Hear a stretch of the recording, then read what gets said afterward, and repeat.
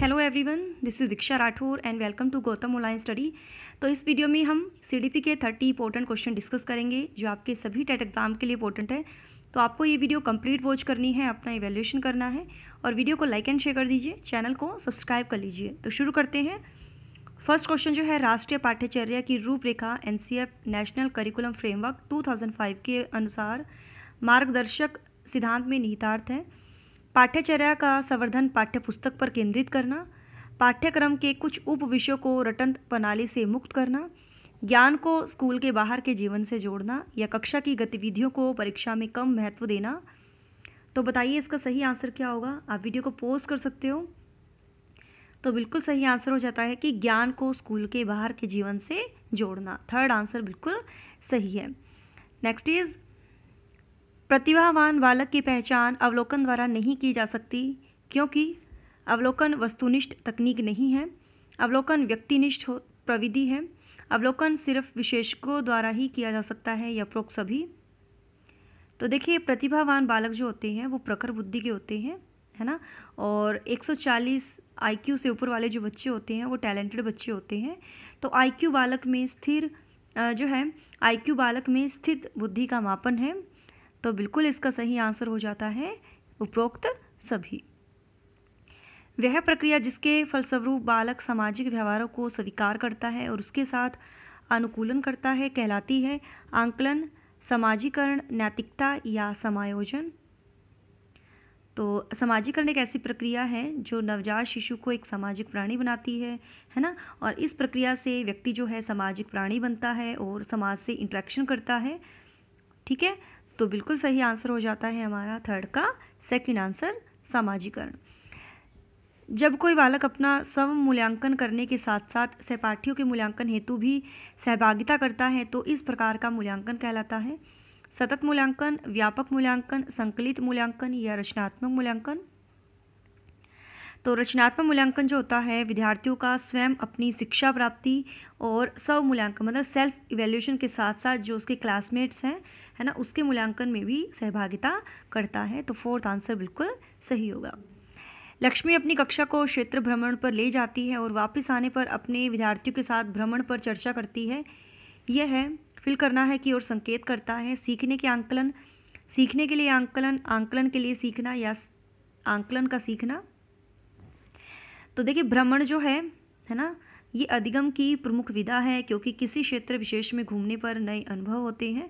कहीं भी हम जाते हैं तो नए नए एक्सपीरियंस हमें मिलते हैं और इसका आंकलन जो है भ्रमण पर चर्चा करके किया जा सकता है जिससे ज्ञात हो कि बच्चे ने क्या सीखा है, किसने सीखा है। ठीक है, तो फिफ्थ का सही आंसर हो जाता है हमारा सीखने के आंकलन। प्रतिद्वंदात्मक समाजीकरण की अवस्था कहा जाता है शैशवावस्था को, बाल्यावस्था को, किशोरावस्था को या प्रौढ़ावस्था को। तो प्रतिद्वंदात्मक समाजीकरण की अवस्था कहा जाता है बाल्यावस्था को। ठीक है, किशोरावस्था की प्रमुख विशेषता क्या नहीं है? मानसिक विकास, कल्पना की बहुलता, संचय की प्रवृत्ति या संवेगों का आधिक्य। तो बाल्यावस्था में बच्चों में चिंतन एवं तर्क शक्ति का विकास होता है। बच्चे तीव्र गति से सीखते हैं क्योंकि यह अवस्था जो है मानसिक विकास की अवस्था है। ठीक है, तो जो प्रमुख विशेषता नहीं है वो है मानसिक विकास। निम्न में से कौन सा बुद्धि परीक्षण व्यक्तिगत क्रियात्मक परीक्षण है? शिकागो क्रियात्मक परीक्षण, आर्मी अल्फा टेस्ट, पोर्टियस भूल भुलैया परीक्षण या बिने साइमन परीक्षण। तो जो इसका सही आंसर होगा वो है पोर्टियस भूल भुलैया परीक्षण। इसका जो संबंध है इंटेलिजेंट टेस्ट के इंडिविजुअल टेस्ट से है। ठीक है, तो थर्ड आंसर बिल्कुल सही है। अधिगम के सिद्धांत एवं उनके प्रवर्तकों का कौन सा युग्म सुमेलित नहीं है? देखिए, जो अन्वेषण का सिद्धांत है जेरोम एस ब्रूनर ने दिया है, बिल्कुल सही दिया है। शाब्दिक अधिगम जिसे हम प्राप्त अधिगम का सिद्धांत कहते हैं ये आशुबेल ने दिया है, बिल्कुल सही है। प्राकृतिक दशा क्षेत्र सिद्धांत दिया है कर्ट लेविन ने, बिल्कुल सही है। अनुकरण सिद्धांत जो है क्लॉर्क हल ने दिया है, ये बिल्कुल गलत है क्योंकि अनुकरण सिद्धांत जो दिया है वो मार्क्स, वेक्सलर, चैपनीज, शैली और हर्ली ने दिया है। ठीक है, तो क्लार्क एल हल ने नहीं दिया है क्योंकि इसने प्रबलन का सिद्धांत दिया है। तो फोर्थ जो है सुमेलित नहीं है। जो निर्देशन एक व्यक्ति को उसकी व्यावसायिक तथा जीविका में उन्नति संबंधी समस्याओं को हल करने के लिए उसकी व्यक्तिगत विशेषताओं को उसके जीविका संबंधी अवसरों के संबंध में ध्यान रखते हुए दिया जाता है, वह क्या कहलाता है? आर्थिक निर्देशन, व्यावसायिक निर्देशन, शैक्षिक निर्देशन या उपरोक्त सभी? तो 10 का सही आंसर होगा, देखिए इसका बिल्कुल सही आंसर हो जाता है व्यावसायिक निर्देशन, क्योंकि व्यावसायिक निर्देशन जो होता है प्रोफेशनल इंस्ट्रक्शन, एक व्यक्ति को उसकी प्रोफेशन और किस तरह से उसको जो है अपनी प्रोफेशन को आगे लेकर आना है, जो भी प्रॉब्लम आती है उनको इंडिविजुअली से उनको सॉल्व किया जाता है। ठीक है, तो बिल्कुल सेकंड आंसर बिल्कुल सही है। नेक्स्ट है, जटिल समस्यात्मक बालक के लक्षण कौन कौन से हैं? विशेष प्रकार की शारीरिक रचना, माता पिता का मानसिक असंतुलन, परोपकार व सहयोग की भावना रखना या सूक्ष्म चिंतन की ओर रुचि रखना। तो 11 का सही आंसर क्या है? तो लक्षण जो हैं समस्यात्मक बालक के वो है विशेष प्रकार की शारीरिक रचना। देखिए शारीरिक विकलांगता के अंतर्गत विशेष प्रकार की शारीरिक रचना भी एक विकलांग श्रेणी में आती है। इस प्रकार की समस्या से ग्रसित बालकों को अधिगम में कठिनाइयाँ आती हैं। फर्स्ट आंसर बिल्कुल सही होगा। नेक्स्ट क्वेश्चन है, विद्यालय में सभी नहीं खेल पाते चाहे उनकी रुचि खेल की तरफ हो, ऐसा क्यों? ऑप्शन है, विद्यालय के अध्यापक बालकों के साथ नहीं खेलते हैं, प्रधान अध्यापक खेलों के प्रति उदासीन होते हैं, अभिभावक बच्चे का खेलना अनावश्यक समझते हैं, या सभी विद्यालयों में खेल के मैदान का अभाव है। तो 12 का सही आंसर होगा। देखिए संसाधनों के अभाव में विद्यालय में सभी बच्चे जो हैं खेल नहीं पाते हैं। ठीक है, अगर वहाँ पर संसाधन नहीं होंगे खेलने के तो वो खेल नहीं पाएंगे, तो उसके लिए मतलब खेल का मैदान होना ज़रूरी है, खेल की सामग्री होना ज़रूरी है। तो फोर्थ आंसर बिल्कुल सही है। हस्तशिल्प की शिक्षा दी जानी चाहिए पिछड़े बालकों के, सृजनशील बालकों को, प्रतिभावान बालकों को, या इन सभी को? तो जो हाँ बिल्कुल सही आंसर है। वैसे छात्र जो अपनी आयु वर्ग के अन्य छात्रों की कंपैरिजन जो है कम शैक्षणिक उपलब्धि प्राप्त करते हैं वो पिछड़े बालक की श्रेणी में आते हैं, और इसके कारण हो सकती हैं फिजिकली, मेंटली या उसका इन्वायरमेंट से रिलेटेड। तो इन बच्चों को जो है हस्तशिल्प जो शिक्षा है वो देनी चाहिए। तो बिल्कुल 13 का सही आंसर हो जाता है फर्स्ट आंसर। किसने कहा है समाजीकरण की प्रक्रिया दूसरे व्यक्तियों के साथ शिशु के प्रथम संपर्क से आरंभ होती है और आजीवन चलती रहती है? मॉरिसन, सोरेनसन, सारे एवं टेलफोर्ड या हेरीमन? तो 14 का सही आंसर है सारे एवं टेलफोर्ड। बालक की शक्ति का वह अंश जो किसी काम नहीं आता वह खेलों के माध्यम से बाहर निकाल दिया जाता है। अतिरिक्त शक्ति का सिद्धांत, क्षतिपूर्ति का सिद्धांत, बाल विकास का सिद्धांत या अधिगम का सिद्धांत? तो 15 का सही आंसर जो है वो है फर्स्ट आंसर, अतिरिक्त शक्ति का सिद्धांत। मौलिकता का गुण पाया जाता है शिक्षित माता पिता के बालकों में, धनी परिवार के बालकों में, सृजनशील बालकों में या प्रतिभाशाली बालकों में? तो मौलिकता जो होती है वो सृजनशील बालकों में पाई जाती है, क्योंकि सृजनशील बालक होते हैं ना जो इनमें मौलिकता पाई जाती है, स्वतंत्र ये होते हैं, ओके, और सेंसिटिव होते हैं, ये खुद डिसीजन ले सकते हैं। तो बिल्कुल थर्ड आंसर बिल्कुल सही होगा। अधिगम सिद्धांतों एवं उनके परिवर्तक का कौन सा युग्म असंगत है? तो देख लीजिए, देखिए सूचना प्रसाधन सिद्धांत जो है कॉल रॉजर्स ने दिया था, बिल्कुल सही है। और संबंध प्रतिक्रिया का सिद्धांत जो है पावलोव ने दिया था, बिल्कुल सही है। उद्दीपन अनुक्रिया का सिद्धांत जो है ये गलत है डियर, कोहलर ने ये नहीं दिया था, उद्दीपन अनुक्रिया का सिद्धांत दिया था किसने? वॉटसन ने। ठीक है, और क्रिया प्रसूत सिद्धांत जो दिया था वो स्किनर ने दिया था। तो जो युग्म असंगत है 17 का सही आंसर हो जाता है सेकंड आंसर। कोहलर ने दी थी इंसाइट ऑफ थ्योरी, तो उद्दीपन अनुक्रिया सिद्धांत जो है ये वॉटसन ने दिया था, सेकंड आंसर बिल्कुल सही है। छात्रों को अपना अधिकतम विकास करने में सहायता देने के लिए क्या आवश्यक है? परामर्श की आवश्यकता पड़ती है, निर्देशन की आवश्यकता पड़ती है, समायोजन की आवश्यकता पड़ती है, या उपरोक्त में से कोई नहीं? 18 का सही आंसर जो है देखिए इंस्ट्रक्शन के द्वारा या परामर्श के द्वारा मतलब किसी कार्य को करने का मार्ग बताया जाता है बच्चों को, और बच्चों को कठिनाइयाँ जो आती हैं है ना उनको उचित परामर्श और निर्देशन से हल किया जा सकता है। तो 18 का सही आंसर हो जाता है फर्स्ट आंसर। नेक्स्ट क्वेश्चन है, प्रसिद्ध मनोविज्ञानी जीन पियाजे के अनुसार ज्ञानेंद्रियों का विकास किस अवस्था में होता है? वैचारिक क्रिया अवस्था, संवेदनात्मक स्थिति अवस्था, विवेचना रहित विचार अवस्था या संकल्पना एवं प्रतीकात्मक विचारों की तैयारी अवस्था। तो 19 का सही आंसर है संवेदनात्मक स्थिति अवस्था।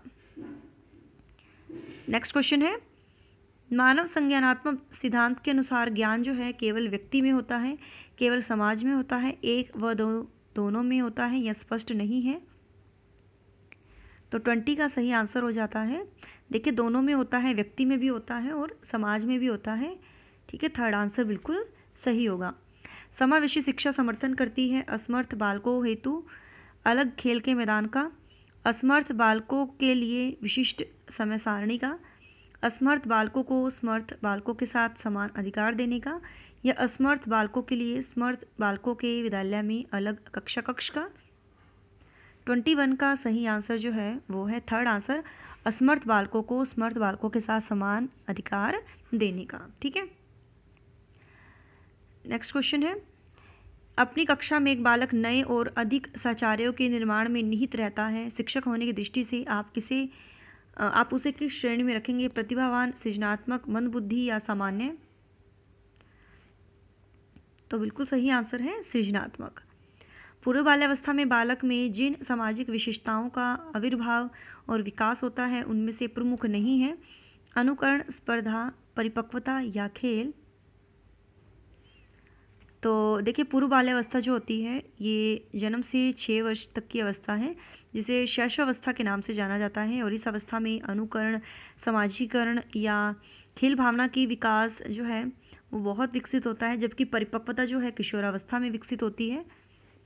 तो 23 का जो बिल्कुल सही आंसर हो जाता है वो है हमारा थर्ड आंसर, परिपक्वता। किसी छात्र के भावी जीवन की सफलता, प्रसन्नता और कुशलता काफ़ी हद तक समस्या समाधान पर निर्भर करती है, अतः शिक्षक को चाहिए कि वह छात्र को समस्या का समाधान कराते समय ध्यान रखे समस्या के महत्व का, अव्यवस्थित तथ्यों के मूल्यांकन करने का, तथ्यों को असंगठित करने का या उपरोक्त सभी का। तो 24 का सही आंसर जो है वो है हमारा 24 का फर्स्ट आंसर बिल्कुल सही है, समस्या के महत्व का। अपने विषय के शिक्षण को प्रभावी बनाने के लिए आप छात्रों को संबंधित विषय से प्रश्न पूछने के लिए प्रोत्साहित करेंगे, छात्रों को संबंधित पाठ को बार बार दोहराने के लिए कहेंगे, विषय से संबंधित प्रश्नों को गृह कार्य के रूप में देंगे या कक्षा में ही कार्य करने के लिए कहेंगे तथा उसका परीक्षण करेंगे। तो किसी विषय को प्रभावी बनाने के लिए उसका जो नियमित अध्ययन अध्यापन है कक्ष में ही संबंधित विषय को प्रभावी बना सकता है। तो 25 का सही आंसर हो जाता है फोर्थ आंसर। ठीक है, शिक्षा की क्रियाशीलता के सिद्धांत का क्या अर्थ है? शिक्षक को कक्षा में अत्यधिक क्रियाशील रहना चाहिए, जो छात्र क्रियाशील होते हैं उन्हें करके सीखने का अवसर दिया जाना चाहिए, या क्रियाशील छात्रों को काम में व्यस्त रखना चाहिए अन्यथा वे अनुशासनहीन बन जाते हैं, या उपरोक्त सभी। तो 26 का सही आंसर जो है, जो बच्चे क्रियाशील होते हैं उन्हें करके सीखने का अवसर दिया जाना चाहिए, लर्निंग बाय डूइंग। जब बच्चे करके सीखेंगे तो ज़्यादा वो क्रियाशील होते हैं, एक्टिव होते हैं। तो सेकंड आंसर बिल्कुल सही होगा। छात्रों में मौखिक अभिव्यक्ति को विकसित करने का तरीका है परिचर्चाओं का आयोजन, भाषण प्रतियोगिता का आयोजन, अंताक्षरी का आयोजन, या ये सभी। तो छात्रों में मौखिक अभिव्यक्ति को विकसित करने का जो तरीका है वो है ये सभी। वस्तुनिष्ठ प्रश्नों का उद्देश्य है छात्रों के लेखन कौशल की जांच, छात्रों की अभिरुचि की जांच, छात्रों के संगठनात्मक क्षमता की जांच, या छात्रों की कौशलता एवं ज्ञानोपार्जन की जांच।